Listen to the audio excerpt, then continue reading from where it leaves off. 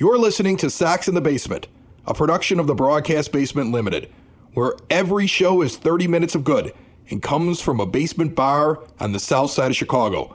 Pull up a stool, pour a cold one, and join us right now for Sox in the Basement. Heard everywhere podcasts can be found, and always at soxinthebasement.com.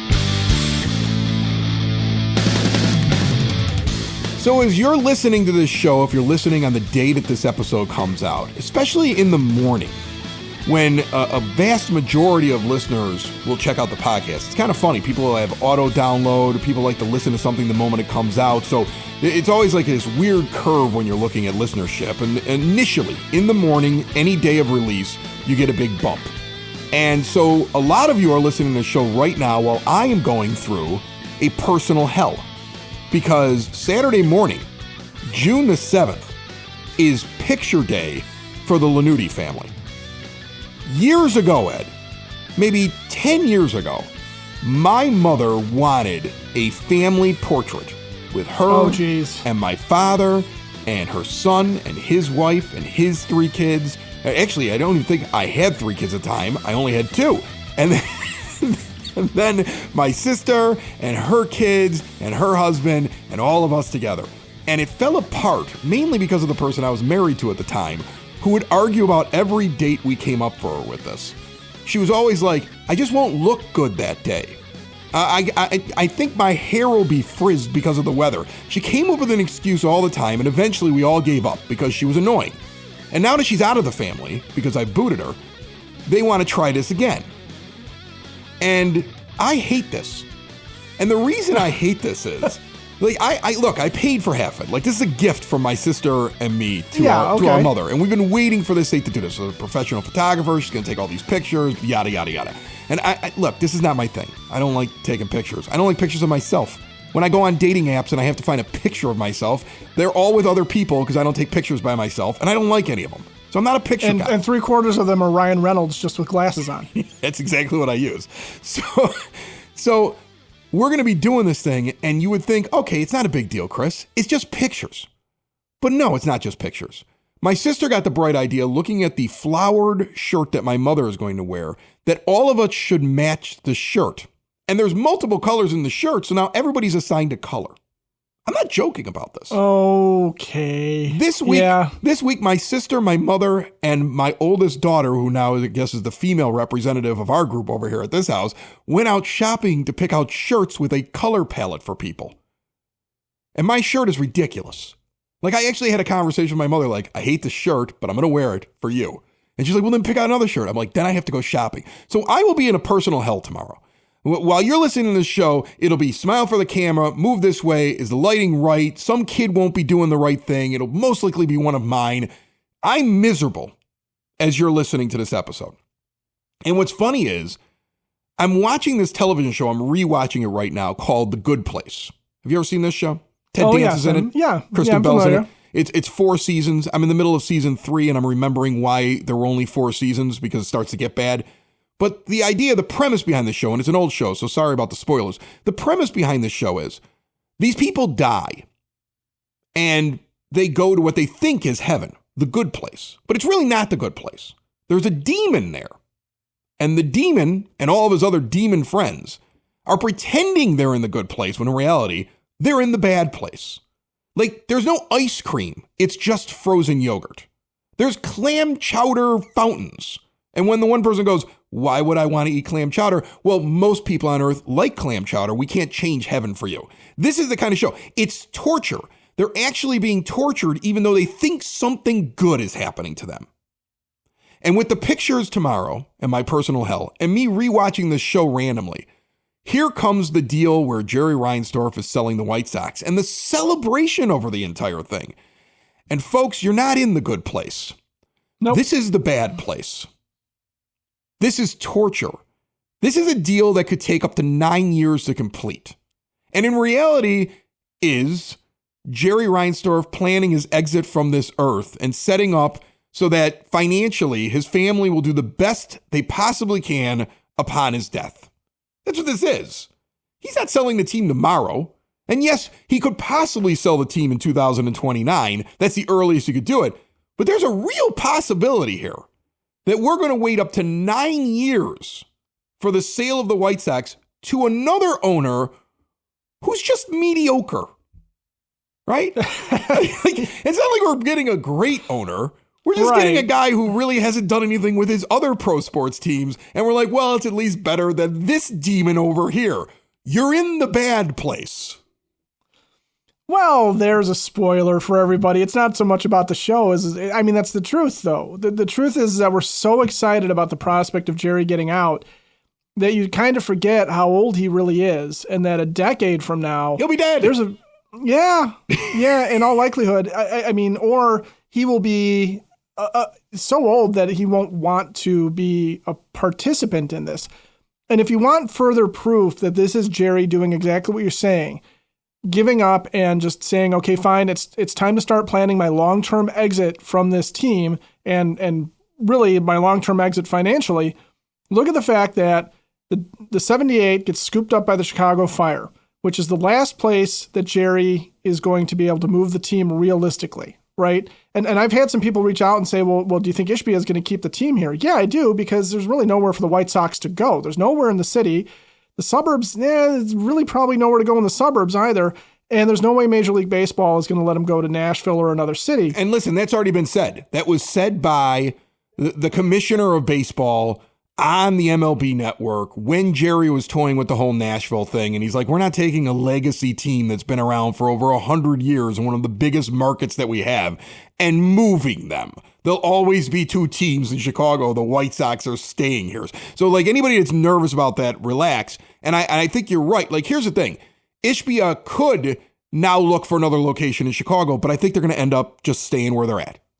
But because there's just not a lot of obvious options, right? The Bears grabbed Arlington Park. Not that the White Sox would have moved to Arlington Heights, but that was one of the few in the Chicagoland area that few sites where you don't have to displace a whole bunch of residents. You don't have to try and buy up a number of businesses. It's just a ready-made giant parcel of land. Look around. There's not a ton of them here, okay? And the other thing is, once that's gone, once the 78 is gone, okay, and Jerry's last best piece of leverage, which he'd never really had leverage, to build a new stadium, a monument to himself, Reinsdorf Field, okay, is not going to happen now. So he caved to Comcast. He caves to Comcast because Comcast, and this deal gets announced. Yeah, he caves to Comcast, and he did cave because the whole reason for the holdout was they wanted to be on the basic or the middle tier, and they're on the ultimate tier. And I know the Sun-Times somehow decided to report that that's $20 a month, but it's not $20 a month for the ultimate tier on Comcast. I literally just cut the cord right before they announced this deal. I got rid of Comcast as this was happening. So, good for me, I guess. But the ultimate tier, which I was on, after taxes and everything, it runs up close to $100 a month. So he didn't want to be on that tier. He wanted to be on a lower tier. He wanted to make the team more accessible. He wanted that network to be something that was going to be a moneymaker for him and his family. Okay. That was part of his legacy. Sports Vision didn't work out in the 80s. This is what he's trying to accomplish now when he's got better technology and better applications for it. And lastly, what does he do? Then he turns around and announces this deal, and he is going to be taking Justin Ishbia's money, or at least the team is going to be taking Ishbia's money right away. Right away. Ishbia is going to start paying money right away because they have shortfalls within the organization because that's how badly it's run. Like, I don't think we've outlined it. And Jerry's not putting money into it. No, but here's the thing. I don't think we've outlined it, and we're assuming everybody's heard the deal, but here's the basic crux of this deal. Here's the basic crux of this deal. They're not going to sell the team, and nobody can buy the team until 2029, which happens to be the same year that the lease runs out, where he's going to lose his sweetheart deal where he basically doesn't pay for anything, because as long as the attendance is bad, he doesn't owe any money, essentially, to the people, to the sports organization that was created just to run that ballpark, when he got his sweetheart deal decades ago. And it's all running out in 2029. And that happens to be the same year where he has the first option to get out if financially it makes the most sense to him. Then there's a window that goes from 29 through 33 in which the only person who decides if the Sox are being sold to the Ishbias are the Reinsdorfs, and they can do it at any time. And then if they wait all the way through that, at the end of the 2034 season, Ed, I told my dad, you better eat well and take care of yourself because you're going to be in your mid-80s when this guy is finally no longer in control of the team. Right. I feel like I'm going to be in my mid-80s by the time this is done. Right. I mean, when that's done in 2034, that's the first time Ishbia can force a sale. That's the deal. Now, there's a lot of things that could come from this that I want to kind of get into on this show. I mean, one of the questions I have is, so is the valuation set, or can Jerry run the price up now by making the team more valuable? I want to get into that real quick, though. We're brought to you by Cork and Carry at the Park, 33rd and Princeton. Get out there, enjoy the ballpark. I think it's going to be there forever now because I don't think we're going to see any kind of change out there. Enjoy the indoor-outdoor seating. Enjoy the amazing food items, the award-winning burgers, the rotating craft beers, the full bar back there, and the amazing wait staff. See more at corkandcarry.com.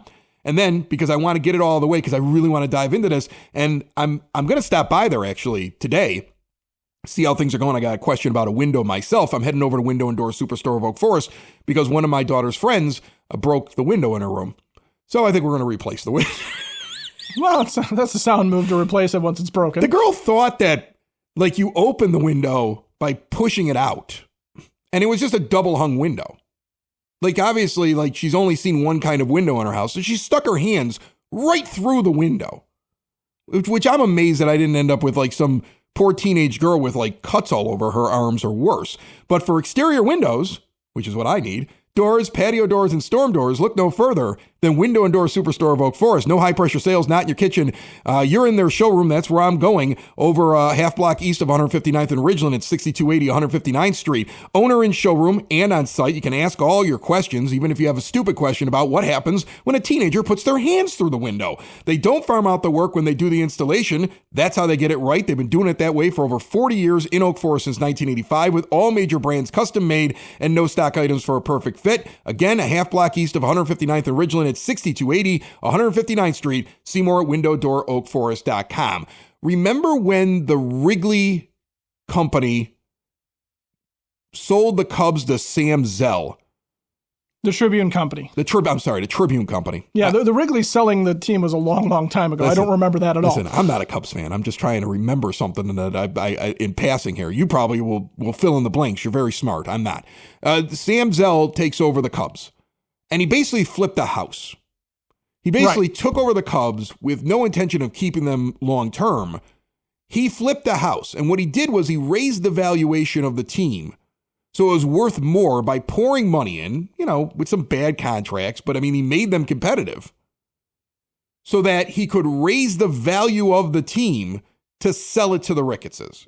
That's generally what happened, right? Fact check me on that one. It's basically what he did, right, Ed?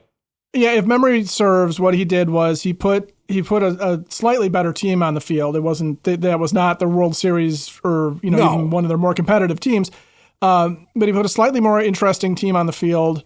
He did some very basic patchwork to Wrigley Field and to try and shore it up. That's when they had like concrete falling on people during games. Yes, so it's like, it's such a magical place. Style and duck. Such a magical place. Such a magical really place. Yes. And now look, your son likes it better than going to a Sox game.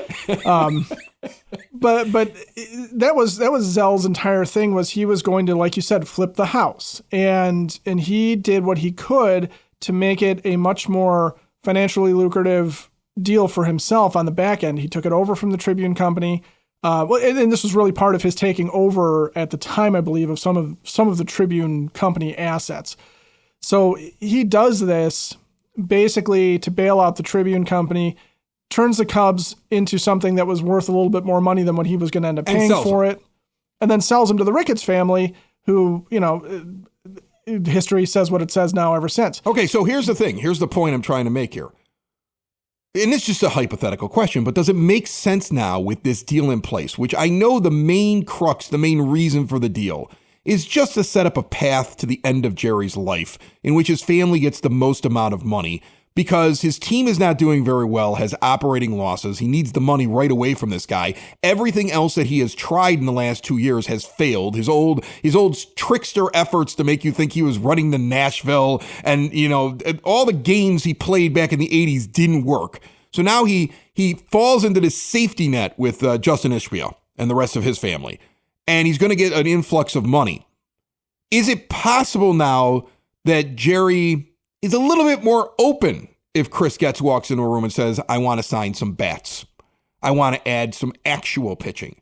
I want to field a competitive team or a more competitive team. I need to fill in with veterans like they say on Sox in the Basement, right? I need to fill in with competent players around these guys who are developing and raise the payroll and actually not be a bottom dweller and start to build something that's winning because it increases the value of your team. So when it does come time and you cherry pick the moment in this agreement, when you want to sell the team, in case it's not when you die, or if you die during that, your kids will get more money per share because the team is more valuable when we finally get to the sale date. Like, could you see possibly the flipping of the White Sox by the owner that's had him for the last 4 decades, because now he's like, I got to make him as valuable as possible before I sell it to get the maximum amount of money?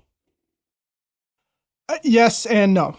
So I think that there's a possibility that the value of the shares that Ishbia is buying is locked, and the transfer is locked. But that'd be the worst. But we are in a bad place. No, here's the thing though. There's something to be said though about Jerry's not going to have to put money in. All right. If Jerry wanted, if the team is really operating at a loss, all right, which is entirely on Jerry, because we would be going out in droves if this was a good team. That's what a lot of people are saying today. A lot of people are putting that out there that like, this is why this deal is done and the team's operating at a loss. So, and that's, we've been over Jerry's shortcomings as an owner. I mean, this is the late 80s all over again. He did the exact same thing coming off of the winning ugly season. He slowly petered the team out to the point where the payroll was minuscule. The team was terrible. And then when you got some good prospects like Frank Thomas and Robin Ventura start coming up, and he was able to build a little bit of success, he never really capitalized on it, right? What he did at that point was he tore down old Comiskey Park and opened up new Comiskey Park, which he's sort of not regretted ever since, because I'm sure the reason why it doesn't look like Camden Yards was for money purposes, right? So he's doing this again. The team is at a bottom feeding level. If it's operating at a loss because nobody really wants to go watch these guys not really play baseball, then if Ishbia's money comes in, Jerry doesn't have to raise payroll. Okay? Jerry doesn't have to make capital investments into the team if Justin Ishbia's money is coming in. And I doubt there's anything that stops Ishbia from sitting there and saying, well, Chris, you want this bat, I'll pay for it. Well, I mean, that's the thing now. But so then here's the thing. If the price is locked in and Ishbia knows he's taking the team over eventually, and it's his money, Jerry may have control, but Ishbia might be sitting in the room going, well, I could pay for that. But then the thing is, exactly. if it's not locked in, then it would be in the best interest of this owner who has shown that he's not the brightest bulb in the bunch. For all the platitudes that are thrown at him by the yes men and those that have made money off him over the years, and their careers are owed to him being around, so they can't say anything bad about him. But you take those people out of the equation. This guy has made some terrible business decisions. We just talked about how there was concrete falling on people at Wrigley Field. He had such a head start on the Cubs. And look how bad it's gone for him. He's not good at this. He's bad at it. And now he's had to take the best possible thing here at the end of his life, which is not what he wanted to do. It was just all that was left for him in this deal that just got announced. Oh, I disagree. I think this is exactly what he wants. You think because so?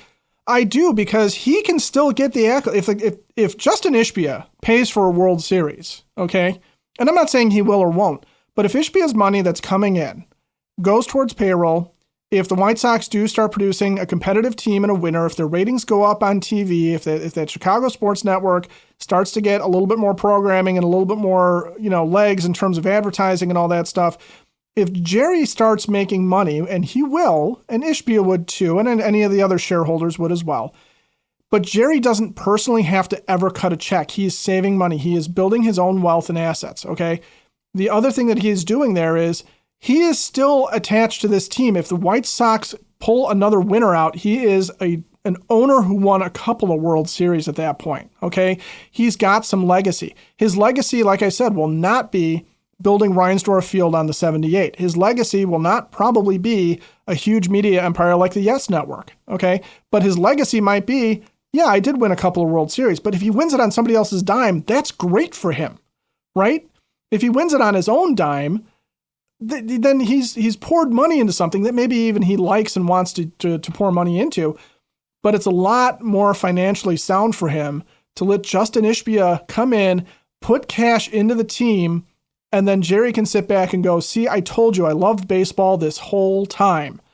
Ever since I was a kid watching the Brooklyn Dodgers. Oh, my goodness. I've loved it this whole time. Oh, my goodness. Kyle Teal is coming to the majors. Well, hold on. And then in 2029, Jerry can get out and leave Justin Ishbia and sit there and say, you know what? You don't have a lease for the field.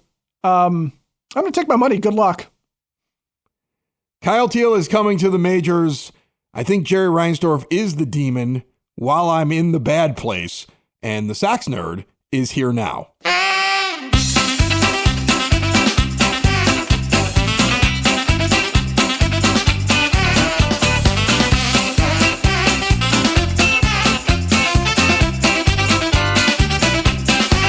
It is now time for the Sox Nerd, Dave Marin, who puts all those trivia nuggets and tidbits up on the board at the rate. And he is here on Sox in the Basement each and every weekend, brought to you by the Village of Lamont. Want to experience the downtown with real history, great eats and drinks, and green spaces filled with adventure? Visit the Village of Lamont. Shop, dine, drink, explore, see everything they have going on. They do a car show every Wednesday.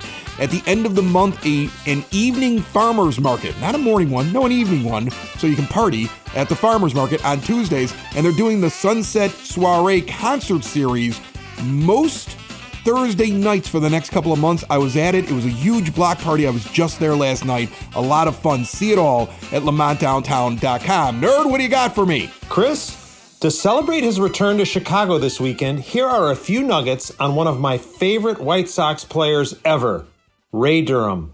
Sugar Ray was the Sox 5th-round pick in 1990, which was arguably the club's best draft. In addition to Durham, the Sox also took Alex Fernandez, Bob Wickman, James Baldwin, and Rod Bolton that year. Ray hit .278 with a .352 on-base percentage, a .428 slugging percentage, 106 homers, and 484 RBIs for the White Sox from 1995 to 2002. Durham joins Jose Valentin, who went deep 136 times, as the only Sox switch hitters with at least 100 homers. Ray is the Sox all-time leader with 20 game-starting homers, and he set the franchise single-season record with 6 game-starting bombs in 2001. A couple of firsts. Durham was the first Sox switch hitter to hit safely in an All-Star game with an RBI single off San Francisco's Rob Nen in 1998 in Denver, and he hit the Sox first Division Series home run in the first game of the 2000 series versus Seattle.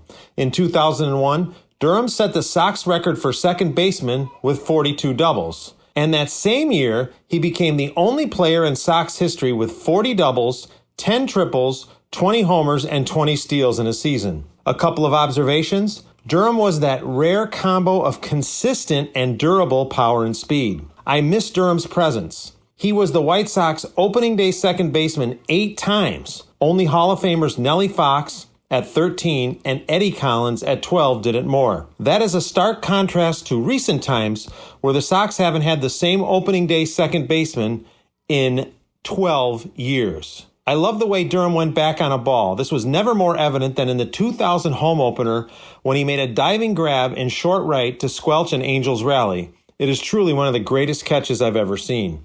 Back in the day, I pushed hard behind the scenes to get Ray on the Sox All-20th Century team to no avail. So I'm glad to see one of the most underrated players in team history is getting some recognition. Before I get to my zinger, I remind you that gems like these and long-form pieces are on my blog, which you can link to at soxinthebasement.com. My zinger, in honor of the 20th anniversary of the World Champions, I'm going to zing frequently about that team, throwing out some gems you may not know about the 2005 Sox.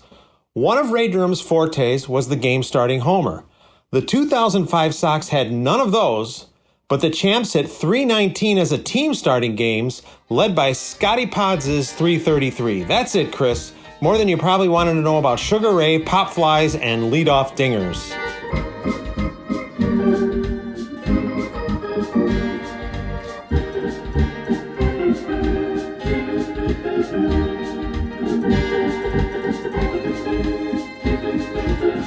All right, so Kyle Teal is coming to the majors. I would have been all Jerry Reinsdorf in this deal, which makes me think I'm in the bad place and they're trying to pretend it's the good place.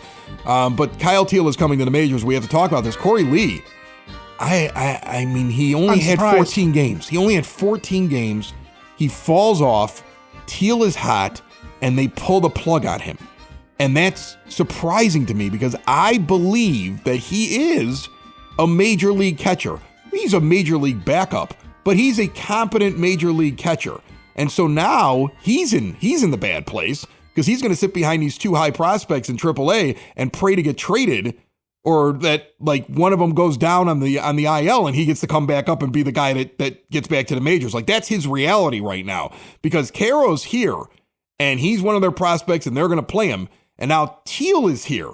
And it's interesting. You and I were talking beforehand and I was like, well, when Meidroth came up, he had a 450 on base percentage. When Caro came up, he had a 448 one or something like that. Like they brought him up from AAA. That's the Ryan Fuller thing. Corey Lee wasn't doing that, especially since he got back. He was striking out a lot and he wasn't getting on base. And that's not what they're trying to do here. This White Sox team, they're all about getting on base. That's what they're building here. And I was like, but Kyle Teal, I mean, just under 400 while he's down in AAA. And you were like, take a look at his last 30 days. And when I take a look at his last 30 days, Kyle Teal with a 474 on base percentage, hitting 369, 646 slugging. His OPS is 1120. He had 4 home runs over those 19 games, 13 walks to 18 strikeouts with 3 stolen bases, 6 doubles also thrown in there. He went 24 for 65 down in AAA over the last 30 days. And he's up. And he's going to be here. And it's exciting because I'm going to tell you something right now. When the season started, Ed, I just wanted to know what the identity was. What's Ryan Fuller doing in this team? And will these guys get to the majors? And what I'm realizing is it's all about getting on base. It's all about trying to find guys to play the game the right way. And it's rewarding. They're rewarding talent and bringing them when they're ready to get here. And I'm ecstatic about this right now. You've got a couple of ball players on this team. Well, yeah, and you think about, too, Tim Elko comes up, and he's brought up when Lenyn Sosa goes on the IL. He's got a little hip injury. And it's Elko, and it's not Andrew Vaughn. I know, that's also amazing. And Andrew Vaughn, it's not Brooks Baldwin either. And Andrew Vaughn he's got a 356 on base percentage down in Charlotte. It's not good enough. And ties Brian Ramos, who we talked about. Brian Ramos, 356 on base. It's not good enough. And Brooks Baldwin is sitting at 400 over the last 30 days since he's been down there. And it's still not quite good enough. They seem to want guys to have an on-base percentage that's up over 400, that they're doing something right. So Tim Elko does get another opportunity, and Kyle Teal now gets an opportunity. And, you've mentioned it, that Caro's already here. So Teal and Caro are going to have to be in the lineup pretty consistently, right? Yeah, this is going to be really interesting. This is going to be really interesting, Ed, because Benintendi had basically become the DH. But don't you want to get both these guys at bats now? So are you going to make one the DH and the other one the catcher on most days? And now Andrew Benintendi's going back out into the outfield. And bringing up Elko for Sosa suggests that Vargas would go back now over to third base, and Elko would stand at first, and they would give him another opportunity. And that means that Rojas is going to be standing at second, and Meidroth is going to be over at short, because Meidroth's played far more short than Rojas. You would think that's how they're going to. I don't know how they're going to set this up. We're gonna know for sure after this weekend when we're able to look at a couple of games, because you don't know coming into the first or second game what the end result is. But in a week, we're gonna really know like what the plan is here to get all the right guys at bats. But they've got to change now to make sure that these two catchers get as many at bats as possible. Because trust me, Edgar Caro and Kyle Teal are far more important than the majority of guys on this team. You can make an argument that Teal and Caro and Vargas and Meidroth are the most important 4 players, position players right now that are out there, and they've got to get them in there all the time. Bringing Elko up says they're going to give him another opportunity, and it makes no sense to bring him up unless you're going to get him regular at bats. And Benintendi, you're paying $15 million to, and you'd love to flip. And Robert, you'd love to see him get going. You'd love to flip. So all these guys have to make it into the lineup almost every single day. Yeah, I mean, the guys that are losing time here are probably Mike Tauchman, who's been hitting the ball like crazy. Like Joshua Palacios, I don't care about. I don't care about Palacios. That's fine. Palacios, Michael Taylor, you're not going to see as much of them. But yeah, Benintendi probably goes back out to left, and Tauchman stays your right fielder. And if you think about it, that's kind of how they walked into the season with, they didn't really have a set DH. They were going to have this veteran outfield of Tauchman, Robert, and Benintendi. They were going to try and find an infield. Vargas was already named as the third baseman. You had a first baseman that was entrenched. Now it's Tim Elko. Then it was Andrew Vaughn. Josh Rojas was going to play somewhere on the infield. And Chase Meidroth was one of, if not plan A, he was at least, plan A1 behind Colson Montgomery to take an infield spot as well. And so it is kind of coming to fruition. The only thing that you're curious about is who's more DH and who's more catcher. Whose defense do you like better? Caro's done really well behind the plate. We haven't seen Kyle Teal yet. And the other question that you have is well, then what else are they going to do? Because there are some guys here that still don't belong. And does this afford an opportunity for Will Venable to take a look at, say, Teal or Caro in an out of position situation if their bat is going to play up? And do you start messing and monkeying with that? I don't think they do, but I think that's not off the table. I mean, it's so interesting to have two high-end prospect catchers, both up at the same time, both developing at the same time. That's something you don't see very often. You have no idea which one is going to eventually be the everyday catcher and what the other one will become. And that's the storyline of the rest of the summer, is what happens with these two guys, in my opinion, between Caro and Teal. Does Teal get here? Does he adjust well to the majors? There's going to be growing pains with both of them. Caro has had his problems. He's up and down in terms of his output at the plate, But I mean, you could start to see what the vision is, right? And it's happening. Yeah. I mean, it is happening. I mean, you're starting to see, okay, we got these two catchers. They're going to be here. Meidroth, we like him. And you know what? He seems to be the real deal. They've got a Vargas who's put it together inexplicably. But they've got him. They'd love to find another one of those out there someplace to add into this lineup, right? They seem to be overloaded now with young talent coming into that infield area. And that outfield area is just a wasteland of tumbleweed. They've got to figure out what they're going to do with that. I mean, that's where they're at right now. That's who they are. But it's a lot better than what I thought they were going to be 3 months ago. I mean, it's exciting that you have young players that are playing well. You got to take that, right? I mean, it's like, I don't know. I mean, I wish that we had a competitive team who were in last place. Like, I wish we had some ice cream, but we're settling for frozen yogurt. Still the bad place. Yeah. I mean, can we at least get some M&Ms on those frozen yogurts? No, there's no M&Ms. No crushed Oreos? No crushed Oreos. Reese's Pieces. Reese's Pieces. That's all you got. Sox in the basement. Sox in the basement. Sox in the basement. Sox in the Basement. Heard everywhere podcasts can be found, and always on soxinthebasement.com.